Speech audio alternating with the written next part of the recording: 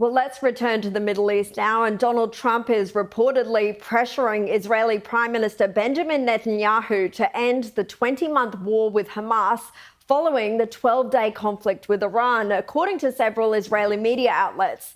Joining me now to discuss this and other stories is Joel Burney from the Australia, Israel and Jewish Affairs Council. Joel, thanks for coming on. It's great to see you. Trump managed to get the Israelis to listen when it came to maintaining the ceasefire with Iran. That's despite the violation from Iran firing those missiles after that ceasefire had been announced. How do you think Trump will go convincing Netanyahu to end this war in Gaza?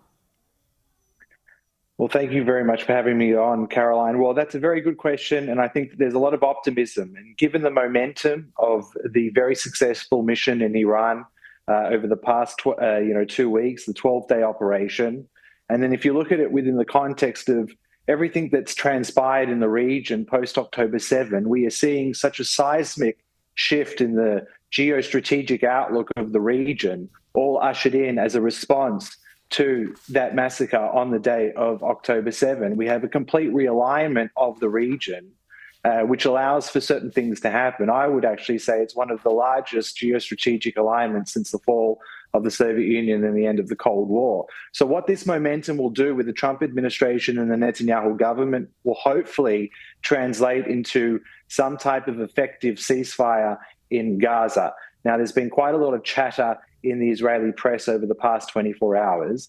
And the hope is that the momentum will force Hamas to essentially exile their leadership. Some type of multinational, Arab multinational force will be placed into some type of temporary administrative power inside Gaza. And most importantly, it will mean the return of the hostages and ultimately the end of the war. So this has been a very long and protracted war. Regionally, the successes are incredible, no less to the efforts of the Netanyahu government and the IDF as well. So the hope is that there can be some type of wind-up in Gaza, which would mean that Hamas is exiled and no longer in power. And most importantly, we have the return of the hostages. That would be incredible. But I note that the Israel press is also reporting that part of this plan to end the war would mean new countries would join the Abraham Accords, which is very positive, but that Israel would also be required to commit to supporting a future Palestinian state. Now, normalization with Israel obviously would be very welcome news, I think, to you. But what about this other condition to commit to a Palestinian state? How realistic is it that Benjamin Netanyahu and his government will do that?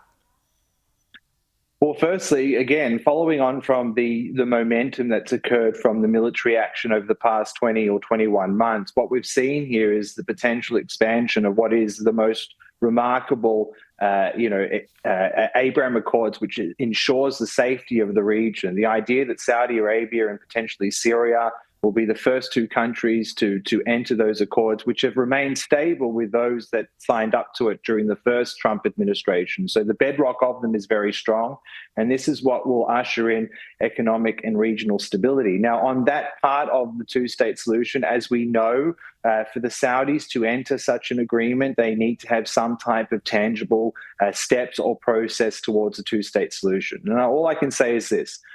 For obvious reasons, but mainly because of Palestinian rejectionism of previous offers, plus the bloody responses that come through those offers, namely the Second Intifada and obviously October 7, the Israeli public has unfortunately been weaned off the idea that there is a partner for peace. So the idea, and as been reported over the past 24 hours, is the idea of somehow recognizing that the two-state solution is the ultimate aim, but the caveat is that it will require deep modification and the removal of the corruption of the Palestinian Authority. So without that deep reform of the Palestinian Authority, which I will remind your viewers is currently paying the stipends of Hamas terrorists who entered Israel on October 7, there is significant change that is required within Palestinian political society as well as the Palestinian street. So I think that it'll be some type of comment to say that we aspire to some type of two-state solution, but it cannot happen without deep reform at the Palestinian Authority. Yeah, I think pay for slay is what you're referring to there. Very quickly, Joel, because we're almost out of time, I just want to play these comments from Iran's Supreme Leader Ayatollah Ali Khamenei to you. He's declared victory over Israel, perhaps a little bit short of a divorce from reality here. Here they are. The US attacked our nuclear facilities, a matter that is independently worth pursuing for prosecution in international courts, but they failed to do anything significant. The President of America greatly exaggerated what had happened. It became clear that he needed this exaggeration. Joel, your response? Just very quickly, Caroline. So, we've had control of the skies over Iran for a period of 2 weeks, the complete annihilation of their air force, the near complete and hopeful annihilation of their ballistic missile arsenal, as well as the knocking off of their top military brass from the IRGC, the army, and also their nuclear scientists. I think it's very fair to say that the majority of the planet that's watched this knows exactly who the winner is and indeed who the loser is. Yes, and it's certainly not Iran. Okay, thank you, Joel Burney, so much for your time. Thank you, Caroline.